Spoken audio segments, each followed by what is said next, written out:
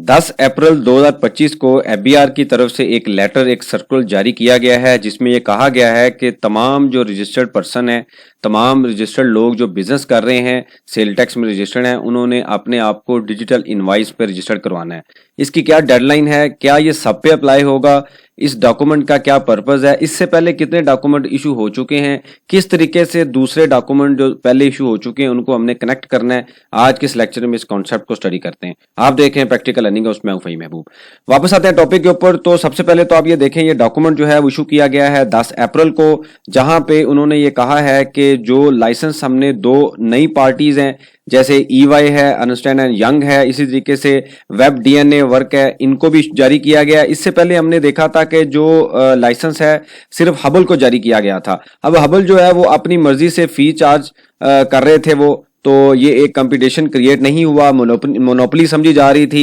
अब जो है वो इसके ऊपर काम किया गया और 2024 जनवरी 2024 के बाद अब तक जो है वो तकरीबन 1 साल 2-3-4 माह के बाद दो नई पार्टीज हैं उनको भी लाइसेंस जारी किया गया। और प्लस यहाँ पे प्राल ने भी कहा है कि अगर आपने फ्री ऑफ कॉस्ट सर्विसेज लेनी है तो हम भी अवेलेबल हैं। वो उनका जो प्रॉपर जो डेजिग्नेटेड रिसोर्सेज हैं, प्रोजेक्ट मैनेजर है, उनका नाम नंबर लिखा हुआ है, टेक्निकल सपोर्ट है, उनका नाम नंबर लिखा हुआ है। तो अगर आप फॉर एग्जांपल आपके ऊपर ये रूल अप्लाई होता है, अभी मैं बताता हूं कि इसके ऊपर अप्लाई होना है, तो अगर आपके ऊपर अप्लाई होता है तो आप इनसे डायरेक्ट राब्ता करके ईमेल के थ्रू सेल नंबर से कनेक्ट करें और वो जो इंप्लीमेंटेशन है ई इनवॉइसिंग की वो कर सकते हैं। सेपरेट कभी लेक्चर बनाएंगे जहां पे हम देखेंगे कि टेक्निकल डॉक्यूमेंट में क्या लिखा हुआ है, किस तरीके से इंप्लीमेंट करना है। वैसे तो ये लोग भी सपोर्ट कर रहे हैं, लेकिन आप वहां से भी देख सकते हैं। अब हम आते हैं वापस कॉन्सेप्ट के ऊपर कि यहां पे इसको आप स्टडी करें तो ये कहता है registered person for home it is mandatory to issue digital invoice. मतलब यहां से तो ये समझा जा रहा है कि तमाम लोगों पर इंप्लीमेंट होगा।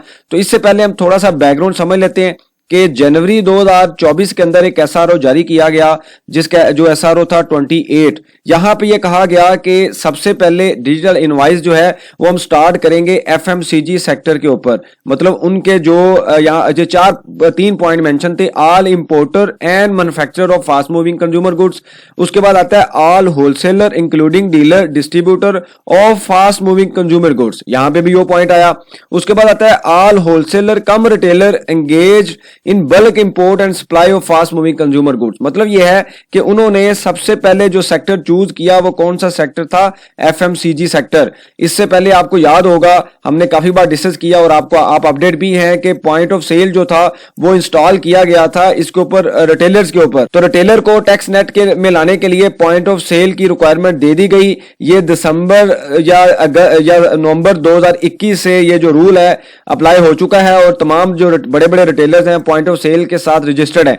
तो अब इन्होंने रिटेलर को रजिस्टर्ड करने के बाद अगला स्टेप लेके आए कि उससे पीछे जो सप्लाई चेन है, मतलब यह मैन्युफैक्चरर है, मैन्युफैक्चरर से आता है होलसेलर, होलसेलर से या डिस्ट्रीब्यूटर आता है, फिर आता है रिटेलर। यहां पे रिटेलर को तो इन्होंने उस नेट में ले आए, काफी हद तक चीजें कंट्रोल भी हुई। अब आ गए पीछे। अब ये जो सेक्टर है इन्होंने सबसे पहले FMCG से इस वजह से स्टार्ट लिया है क्योंकि ये सेक्टर एक तो बहुत बड़ा है, प्लस ये है कि ऑर्गेनाइज सेक्टर है। मतलब यह है कि यहाँ पे बड़ी बड़ी MNC हैं, बड़ी कंपनीज हैं, वो प्रॉपर सॉफ्टवेयर देती हैं अपने डिस्ट्रीब्यूटर को भी और उसी के थ्रू इनवाइस प्रोसेस होती है। तो ये इन्होंने जो है वो ये सेक्टर चूज किया और इसके मुताबिक ये डॉक्यूमेंट इशू किया 28। इसके ऊपर हमने भी मेंबर्स के साथ 2-3 बार मीटिंग अटेंड की, जो अपने इश्यूज थे वो हाईलाइट किए कि इसमें 3-4 मसले थे। उस टाइम तक एक पार्टी के पास, हबल के पास लाइसेंस था, वो अपनी मर्जी से फी चार्ज कर रहे थे। उसके बाद ये था कि इसके में डाटा सिक्योरिटी का इशू था कि जो MNC कंपनी है उनके अंदर बड़े बड़े ERP इंस्टॉल्ड होते हैं, सॉफ्टवेयर जैसे SAP है, ओरेकल है, ओडो, उस तरीके से और काफी सॉफ्टवेयर इंस्टॉल्ड होते हैं।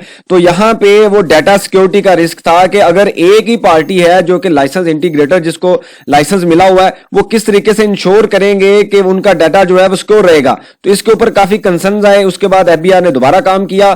फिर इन्होंने जनवरी 2025 के अंदर एक डॉक्यूमेंट जारी किया जो कि SRO 69 था। अब यहां पे ये क्या कह रहा है, यहां पे आप देखें तो सबसे पहले आप पहला डॉक्यूमेंट पढ़ेंगे तो आपको लगेगा कि तमाम रजिस्टर्ड लोगों पे अप्लाई होगा। यहां पे आप देखेंगे ना तो आपको लगता है कि तमाम लोग इसमें शामिल हैं, लेकिन जब आप SRO 28 को पढ़ेंगे तो आपको लगेगा कि सिर्फ और सिर्फ FMCG सेक्टर में अप्लाई होगा।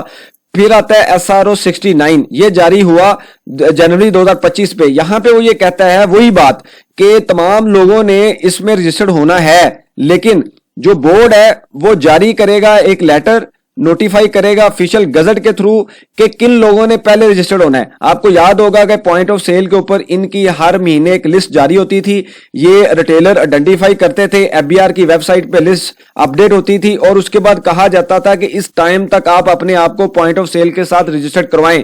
यही प्रोसेस यहां पे भी है कि पहले एफएमसीजी सेक्टर है उस पर अप्लाई होगा, उसके बाद किसी और सेक्टर को चूज किया जाएगा, उस पर अप्लाई होगा। ये क्लियरली उन्होंने मेंशन कर दिया है कि हम पहले एसआरओ जारी करेंगे और डेडलाइन देंगे कि इस डेट तक ये सेक्टर जो है वो अपने आप को रजिस्टर्ड करवाएगा ई इनवॉइसिंग के साथ। तो अभी तक जो डॉक्यूमेंट जारी किया गया है वो एसआरओ 28 है, जिसमें आता है कि एफएमसीजी सेक्टर अपने आप को रजिस्टर्ड करवाएगा। अब एक क्वेश्चन इसमें है कि क्या ये एसआरओ अभी भी वैलिड है? मतलब ये है कि बाद में लाइसेंस जारी हुए, एसआरओ 69 जनवरी एक साल के बाद आता है, एसआरओ 28 के बाद, तो क्या ये वैलिड है? इसके ऊपर आने वाले दिनों में फर्दर क्लैरिटी आ जाएगी और एफबीआर एक नया डॉक्यूमेंट जारी करेगा जिसपे ये कहा जाएगा कि इन इन सेक्टर्स ने, इन इन लोगों ने अपने आप में ई इनवॉइसिंग में अपने आप को रजिस्टर्ड करवाना है। मुझे ये लगता है कि अभी भी वैलिड है और ये एफएमसीजी सेक्टर से ही स्टार्ट लेंगे क्योंकि ये काफी बड़ी इंडस्ट्री है, ऑर्गेनाइज्ड है, कंपनीज की सप्लाई चेन काफी एस्टेब्लिश है, चीजें अच्छे तरीके से मॉनिटर हो रही होती हैं और डॉक्यूमेंट करना भी इजी है। तो ये बेसिकली डॉक्यूमेंट है। तो अभी आप सिर्फ इस डॉक्यूमेंट को पढ़ लें, अंडरस्टैंडिंग ले लें। आने वाले दिनों में इसके ऊपर अपडेट आएगी, डॉक्यूमेंट जारी किया जाएगा ऑफिशियल गजट में, यह बताया जाएगा कि आपने इस डेट तक इस तरीके से अपने आप को रजिस्टर करवाना है। तो ये आपके पास कोई भी सजेशन हो, क्वेश्चन हो, इससे रेलिवेंट कोई भी हो तो आप ओपनली डिस्कस किया करें कमेंट्स बॉक्स में, ताकि जो लर्निंग का प्रोसेस है कंटिन्यू रहे। बहुत शुक्रिया, जज़ाकल्लाह।